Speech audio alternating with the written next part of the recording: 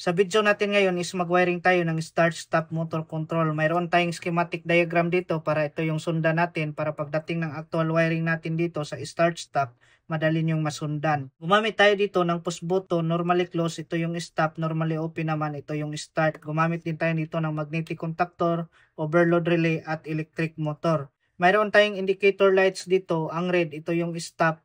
Ang green, ito yung start, at ang yellow naman, ito yung fault kapag mag-trip off si overload. So ngayon, simulan na natin ang ating actual wiring. Dito sa diagram natin, line 1 ay dito yan nakakonect sa stop natin na push button. So line 1 na supply,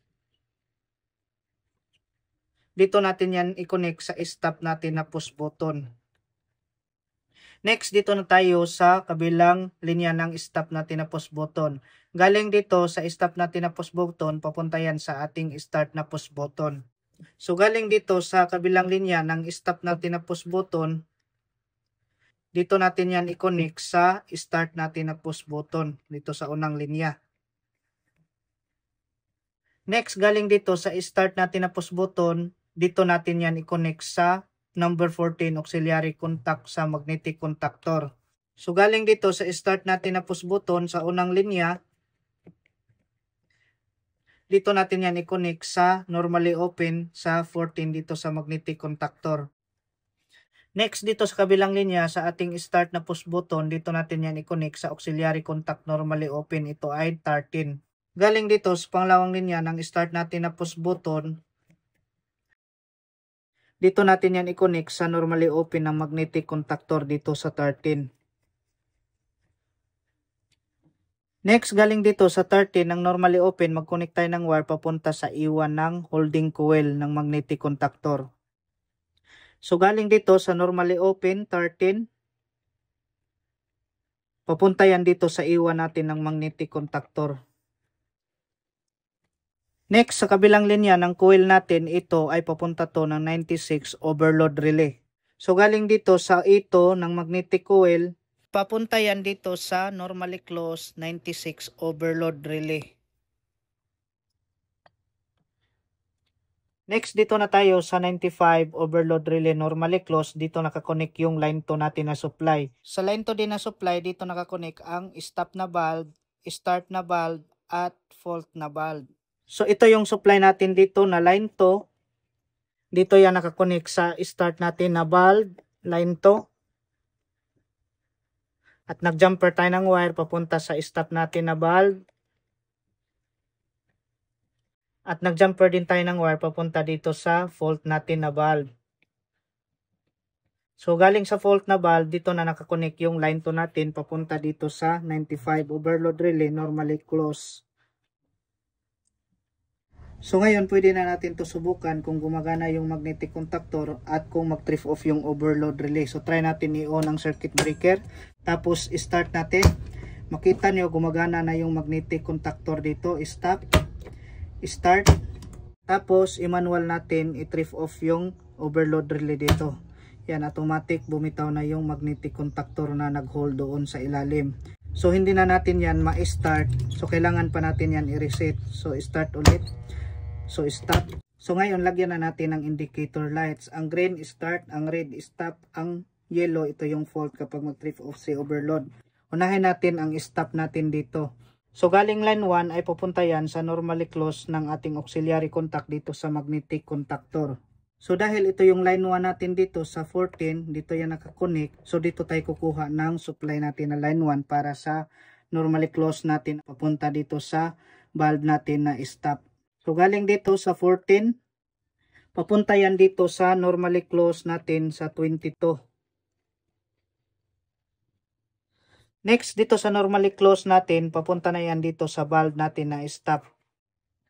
So galing dito sa 21, normally closed, dito natin yan i-connect sa stop natin na valve. Next, dito na tayo sa start natin na valve. So ito yung start natin na valve. So line 1 papunta to sa normally open ng magnetic contactor. At galing dyan sa normally open papunta na yan sa start natin na valve. So dahil yung normally open natin dito is may wire na, so pwede dito na tayo sa iwan kukuha ng supply papunta sa ating start na valve. So galing sa iwan ng magnetic coil, papunta to dito sa supply na linya dito sa ating start na valve.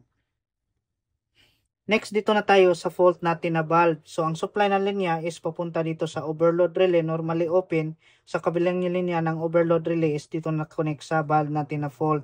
So, ito yung normally open natin dito sa overload relay. So, kailangan natin dito ng supply ng line 1. So, dahil line 1 yung dito sa normally open, dito sa number 14. So, dito tayo kukuha ng supply para sa ating overload relay normally open. So, connect natin dito. So, line 1 na supply, papunta yan dito sa 98 normally open. So dito sa kabilang linya ng overload relay normally open, papunta na dito sa fault natin na valve. So dito sa 97 normally open overload relay, papunta to dito sa fault natin na valve. Yun, pwede na natin subukan ulit para mayroon tayong indicator lights dito. So, try natin i-on ang circuit breaker. Mayroon na tayong power. Tapos, start natin. Makita nyo, umilaw na yung valve natin na start. So, kapag mag-trip off to, dapat iilaw din itong fault natin na valve dito. So, try natin, i-manual na trip off. Yan.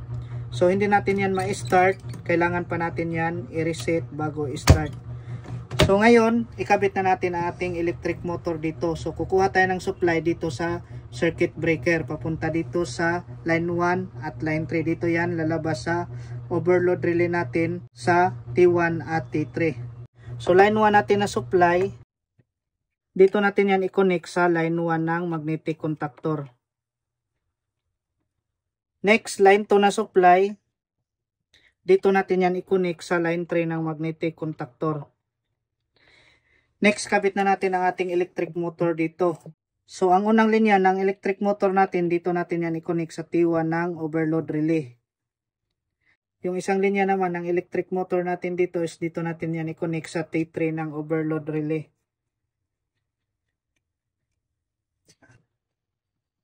Ngayon, subukan na natin ang ating start-stop motor control. Kapag start natin dito, dapat andar na yung electric motor.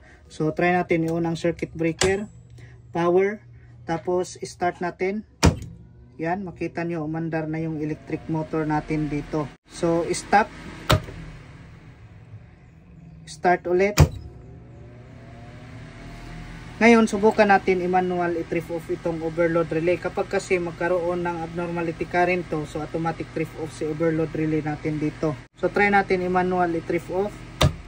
Yan, automatic patay agad si electric motor. So, hindi natin yan ma-on. Kailangan pa natin yan i-reset. So, reset. Tapos, start.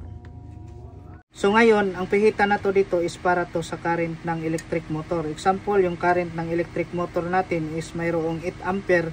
So, isetting natin dito sa 10 ampere. Kapag lalagpas sa 10 ampere, automatic trip off yung overload at patay agad si electric motor.